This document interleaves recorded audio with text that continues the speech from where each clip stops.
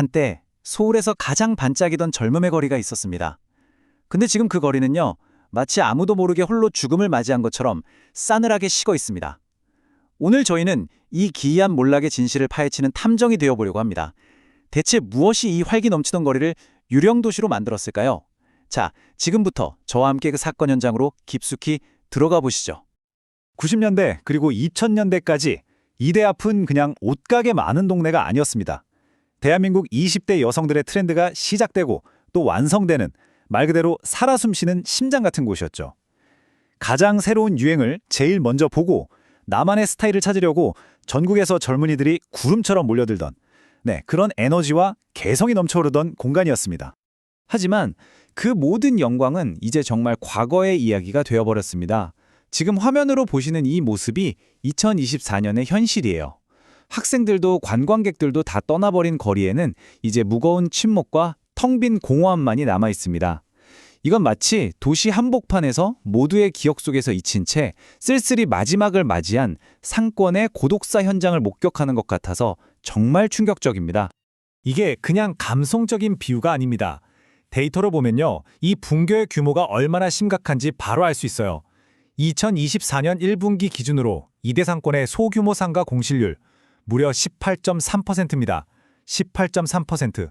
이게 무슨 뜻이냐면요, 그냥 길을 걸으면 가게 5개 중 하나는 반드시 불이 꺼진 채로 버려져 있다는 얘기예요.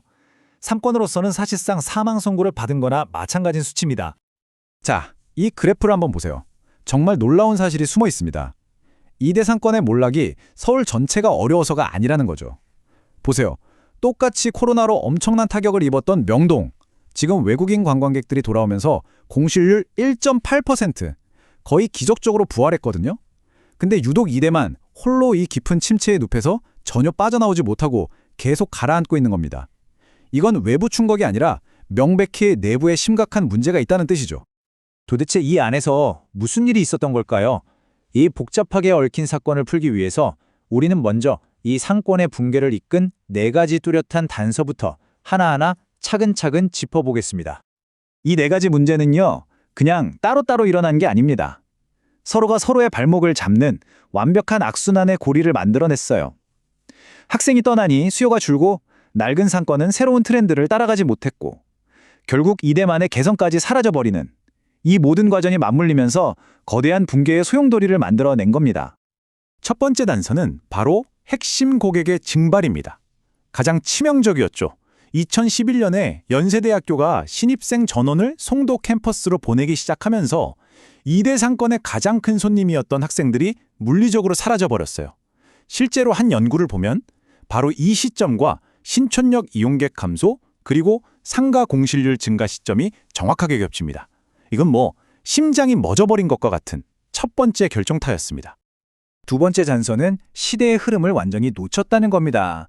이대의 핵심 상품은 발품 팔아서 예쁜 옷을 건지는 오프라인 보세 패션이었잖아요.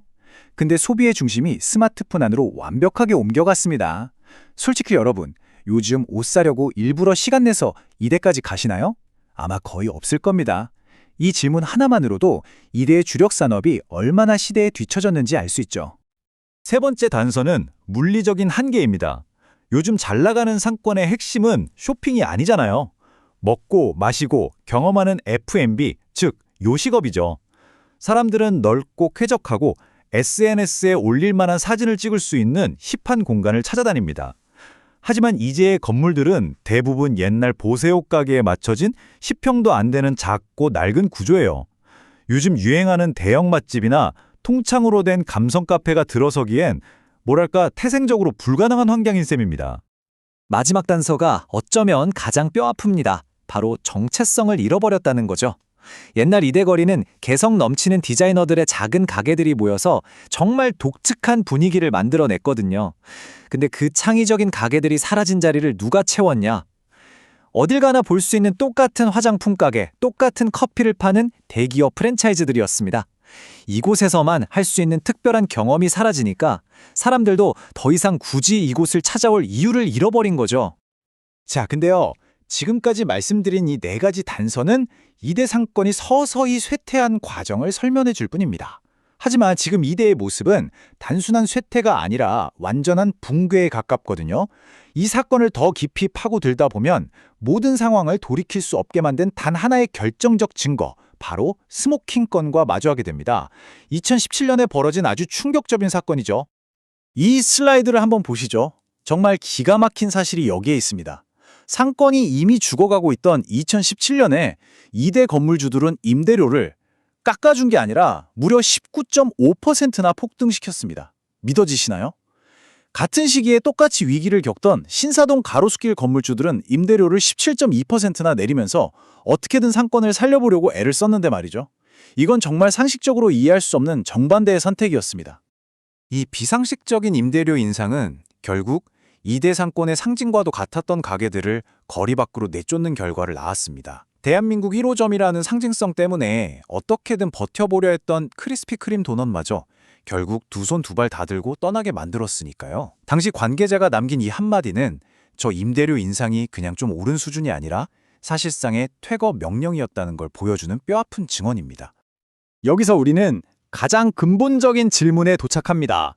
아니, 가게가 다섯에 하나꼴로 비어가는 걸 뻔히 보면서 대체 왜 건물주들은 임대료를 깎아주기는커녕 오히려 폭등시키는 이런 상식 밖의 행동을 한 걸까요?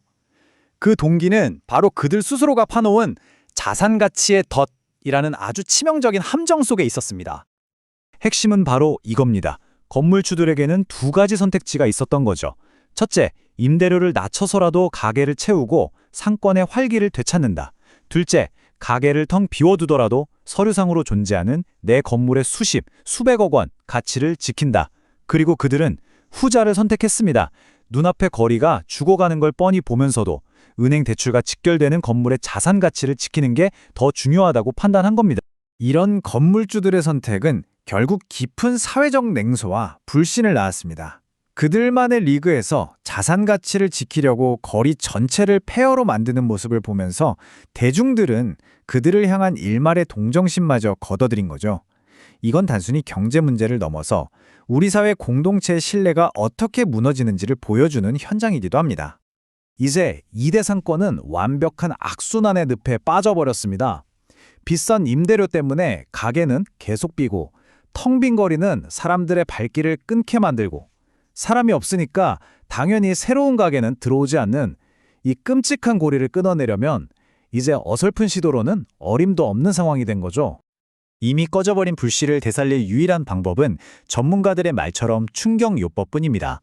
건물주들이 먼저 엄청난 손해를 감수하고 예를 들어 몇 년간 공짜로 가게를 빌려주는 렌트프리나 파격적인 인테리어 지원 같은 과감한 제안을 해야 한다는 거죠.